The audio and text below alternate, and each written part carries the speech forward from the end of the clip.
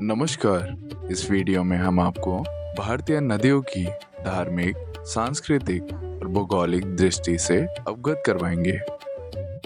भारत को समृद्ध आध्यात्मिक विरासत का आशीर्वाद प्राप्त है और इसकी नदियां इसकी सांस्कृतिक और धार्मिक परंपराओं में एक विशेष स्थान रखती है।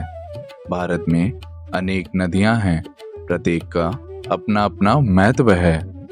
हिंदू धर्म में नदियों को अक्सर देवताओं के रूप में दर्शाया जाता है। ऋग्वेद में सरस्वती जैसी पवित्र नदियों का उल्लेख मिलता है। गंगा नदी को सबसे पवित्र माना जाता है और इसे देवी गंगा के रूप में भी जाना जाता है। अधिकांश नदियों को स्त्री रूप में दर्शाया गया है, ब्रह्मपुत्र को छोड़कर, जिसे पुरुष रूप में माना जाता है। ऐतिहासिक रूप से यह माना जाता है कि सिंधु घाटी सभ्यता के लोग नदियों की पूजा करते थे। आस्था में सबसे महत्वपूर्ण नदियां सप्त नदी हैं और जिनमें गंगा, यमुना, सिंधु, नर्मदा, गोदावरी, कृष्णा और कावेरी शामिल हैं। गंगा वेदों और पुराणों में गंगा नदी को सबसे पवित्र नदी बताया गया है। गंगा नदी का सबसे अधिक धार्मिक महत्व है। धार्मिक मान्यताओं के अनुसार गंगा नदी में स्नान मात्र से सभी पापों से मुक्ति मिल जाती है और मोक्ष प्राप्त करने में मदद मिलती है। गंगा नदी हिमालय से निकलती है और वाराणसी, प्रयाग और हरिद्वार से होकर बंगाल की खाड़ी में मिल जाती है। भारत में गंगा नदी को माँ गंगा, गंगा जी, गंगा माई, देवी गंगा के नाम से पुकारा जाता है। आपकी जानकारी के लिए बता दें, गंगा भारत की तीसरी सबसे बड़ी नदी है और गंगा नदी की लंबाई लगभग 2525 किलोमीटर है। भारत में नदियों की आध्यात्मिकता उनके भौतिक अस्तित्व से परे है। ऐसा माना जाता है कि वे दिव्य संस्थाएं हैं जो किसी के पापों को साफ करने और आशीर्वाद देने में सक्षम हैं। इन पवित्र नदियों में स्नान करना एक शुद्धिकरण अनुष्ठान माना जाता है और उनके तटों पर कई धार्मिक समारोह और त्योहार आयोजित किए जाते हैं। यमुना। धार्मिक पुराणों के अनुसार यमुना नदी को भगवान श्री कृष्ण की संगनी कहा जाता है। यमुना जीवन की देवी हैं और पाताल लोक के देवता यमराज की जुड़वा बहन भी। उनकी दूसरी सहोदर नदी देवी ताप्ती है। बाद के ग्रंथों में उन्हें कालिंदी के नाम से जाना जाता है। धार्मिक मान्यताओं के अनुसार यमुना नदी भक्ति का प्रतीक है। यमुनोत्री से निकलकर यमुना नई दिल्ली, आगरा और इटावा से होकर प्रयागराज में गंगा नदी से मिल जाती है। यमुना नदी को यमुना मैया के नाम से भी पुकारा जाता है और यमुना नदी की लंबाई 1376 किलोमीटर है। सरस्वती। वैदिक काल में सरस्वती नदी को सबसे पवित्र नदी माना जाता था। सरस्वती नदी पौराणिक हिंदू ग्रंथों और ऋग्वेद में वर्णित मुख्य नदियों में से एक है। देवी सरस्वती को मूल रूप से एक नदी देवी के रूप में दर्शाया गया था। बाद में वह हिंदू धर्म में प्रमुख देवी देवताओं में से एक के रूप में विकसित हुई, जिन्हें ज्ञान, संगीत, भाषण और कला की देवी माना जाता है।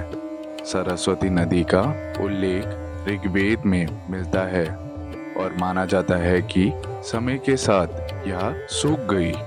वैसे तो सरस्वती नदी विलुप्त हो चुकी है, लेकिन इस माणा गांव में उत्तराखंड में आज भी यह नदी बहती है। इस गांव के आखिरी छोर पर चट्टानों के मध्य में एक झरना बहता हुआ दिखाई देता है, जिसका पानी आगे चलकर अलकनंदा नदी में मिल जाता है। इस जगह को सरस्वती नदी का उद्गम स्थल माना जाता है। ऐसा माना जाता है कि नदी 1500 किलोमीटर लंबी, 5 मीटर गहरी और 3 से 15 किलोमीटर चौड़ी थी। सरस्वती 6000 और 4000 ईसा पूर्व के बीच बहती थी, जिसके बाद पृथ्वी के टेक्टोनिक बदलाव के कारण यह सूख गई। नर्मदा देवी नर्मदा नदी का अवतार है। उन्हें रेवा के नाम से भी जाना जाता है। लोकप्रिय परंपराओं के अनुसार कहा जाता है कि उनका जन्म शिव के पसीने से हुआ था, जो ऋक्षा पर्वत पर तपस्या कर रहे थे। इसलिए उन्हें देवता की बेटी भी माना जाता है। एक किंवदंती के अनुसार कहा जाता है कि उन्हें शिव द्वारा आशीर्वाद दिया गया था कि उनके जल में स्नान करने वाले सभी लोगों के पापों को नष्ट करने की क्षमता होगी और वह दक्षिण में उतनी ही पवित्र हो गई जितनी उत्तर में गंगा थी। महाकाल पर्वत के अमरकंटक स्थान से निकलकर नर्मदा नदी पश्चिम दिशा की तरफ बहती हुई खंभात की खाड़ी में मिल जाती है। नर्मदा नदी मध्य प्रदेश और गुजरात से होते हुए निकलती है और आज भी मध्य प्रदेश में नर्मदा नदी की विशेष पूजा अर्चना होती है। धार्मिक मान्यताओं के अनुसार नर्मदा नदी की परिक्रमा करने से पापों से मुक्ति मिलती है और मृत्यु के पश्चात मोक्ष की प्राप्ति होती है। भारत में नर्मदा नदी को भी मां का दर्जा दिया जाता है। नर्मदा नदी की लंबाई 1312 किलोमीटर है।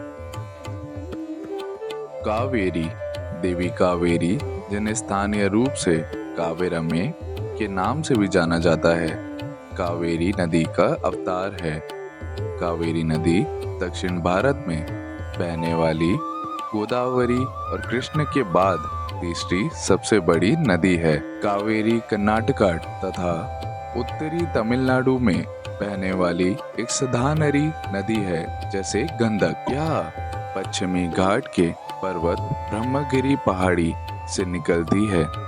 इसकी लंबाई 760 किलोमीटर है। दक्षिण पूर्व में प्रवाहित होकर कावेरी नदी बंगाल की खाड़ी में मिल जाती है। देवी गोदावरी नदी राम से जुड़ी हुई है, जिनके बारे में कहा जाता है कि रामायण में उन्होंने इसके किनारों को पार किया था। पौराणिक कथा के अनुसार ऋषि गौतम ब्रह्मगिरी पहाड़ियों के पास रहते थे और उन्हें अथाह अनाज आपूर्ति वाले कुएं का वरदान मिला था। उनके शत्रु एक गाय को अन्न भंडार में ले गए, जिसका गौतम ने पीछा करना शुरू कर दिया। बताया जाता है कि पीछा करते के दौरान गाय मर गई। एक पवित्र प्राणी की मृत्यु के पाप का प्रायश्चित करने के लिए गौतम ने देवी गंगा से प्रार्थना की कि वे उनके आश्रम पर आएं और उसे शुद्ध करें। उन्होंने शिव के साथ देवी गोदावरी के रूप में भूमि पर अवतरित होकर सहमति व्यक्त करी। गोदावरी नदी भारत के प्रायद्वीपीय भाग की एक प्रमुख नदी है।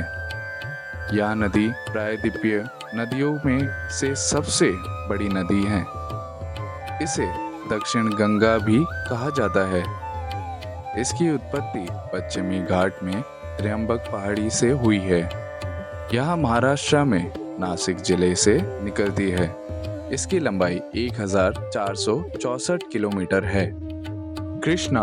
देवी कृष्णा एक स्थानीय किंवदंती के अनुसार ब्रह्मा एक बार यज्ञ कर रहे थे और एक पुजारी को उनकी पत्नी की उपस्थिति की आवश्यकता थी, जो उनकी देवता की पहली पत्नी सावित्री अनुपस्थित थी। इसलिए उनकी दूसरी पत्नी गायत्री ने उनके स्थान पर समारोह में भाग लिया। मंत्रोच्चारण की आवाज सुनकर सावित्री वहां पहुंची और जानना चाहा कि गायत्री ने उसकी जगह क्यों ली है। उसने विष्णु जी और शिव जी पर अपना क्रोध प्रकट किया। विष्णु जी और शिव जी को कृष्णा नदी में बदल दिया। कृष्णा भारत में बहने वाली एक नदी है। यह पश्चिमी घाट के पर्वत महाबालेश्वर से निकलती है। इसकी लंबाई 1400 किलोमीटर है। यह दक्षिण पूर्व राज्य महाराष्ट्र, कर्नाटका, तेलंगाना, आंध्र प्रदेश में बहती हुई बंगाल की खाड़ी में जाकर गिरती है। कृष्णा नदी उपनदियों में प्रमुख है। सिंधु सिंधु का तात्पर्य सिंधु नदी के अवतार से है, जिसे नदियों की देवी के रूप में प्रतिष्ठित किया जाता है। उनका वर्णन वेदों, पुराणों और महाभारत जैसे ग्रंथों में किया गया है। ऐसा वर्णन भी किया गया है कि भरत को इस देवी द्वारा वंदन किया गया था। यह भी वर्णन किया गया है कि उन्होंने महिलाओं के कर्तव्यों के संबंध में नदी देवी देवताओं की एक चर्चा में भाग लिया था, जिसकी अध्यक्षता पार्वती जी ने की थी। इंडस को सिंधु के रूप में भी जाना जाता है। यह तिब्बत में कैलाश पर्वत श्रृंखला से भोकरचू नामक ग्लेशियर के पास तिब्बत क्षेत्र में से निकलती है। तिब्बत में यह सिंधी खंभब या शेर का मुंह के नाम से जानी जाती है। ताप्ती ताप्ती का तात्पर्य ताप्ती नदी के मानवीकरण से है। सूर्य की बेटी और सावित्री की छोटी बहन बताई गई है। हिंदू ग्रंथों में उसका विवाह संवरण नामक राजा से हुआ है। ताप्ती नदी या तापी मध्य भारत में नर्मदा नदी के दक्षिण में स्थित एक नदी है, जो आरम सागर में गिरने से पहले पश्चिम की ओर बहती है। नदी की लंबाई लगभग 724 किलोमीटर है और यह महाराष्ट्र, गुजरात और मध्य प्रदेश राज्यों से होकर बहती है। ब्रह्मपुत्र नदी को भारत की सबसे प्राचीन नदियों में से एक माना जाता है। इसकी शाब्दिक अनुवाद ब्रह्मा का पुत्र है। तिब्बत के मानसरोवर झील से निकलकर ब्रह्मपुत्र नदी भारत में अरुणाचल प्रदेश और असम से होते हुए बंगाल की खाड़ी में मिल जाती है। धार्मिक मान्यताओं के अनुसार ब्रह्मपुत्र नदी को ब्रह्मा का पुत्र माना जाता है। ब्रह्मपुत्र नदी को अलग अलग नामों से जाना जाता है। ब्रह्मपुत्र नदी को तिब्बत में साम्पू, अरुणाचल में डी और असम में ब्रह्मपुत्र और चीन में यालू त्यांगपू चियांग और यालुंग जैंगपो चियांग के नाम से जाना जाता है। ब्रह्मपुत्र नदी को जामुन नदी और आसाम में शौक नदी भी कहा जाता है। ब्रह्मपुत्र नदी भारत की दूसरी सबसे बड़ी नदी है और इसकी लंबाई लगभग 2900 किलोमीटर है। भारत में नदियों का आध्यात्मिक महत्व हिंदू धर्म तक ही सीमित नहीं है। बौद्ध, जैन और सिख जैसे अन्य धार्मिक समुदाय भी इन नदियों को श्रद्धा से रखते हैं। उदाहरण के लिए बौद्ध लोग गंगा को पवित्र मानते हैं और मानते हैं कि भगवान बुद्ध को नदी के पास बोधि वृक्ष के नीचे ज्ञान प्राप्त हुआ था। भारत की नदियां आध्यात्मिक, सांस्कृतिक, भूगोलिक दृष्टि से परिपूर्ण है, पर उसको दूषित किया जा रहा है और उसको बेहतर कैसे किया जाए हम देखेंगे सेकंड वीडियो में।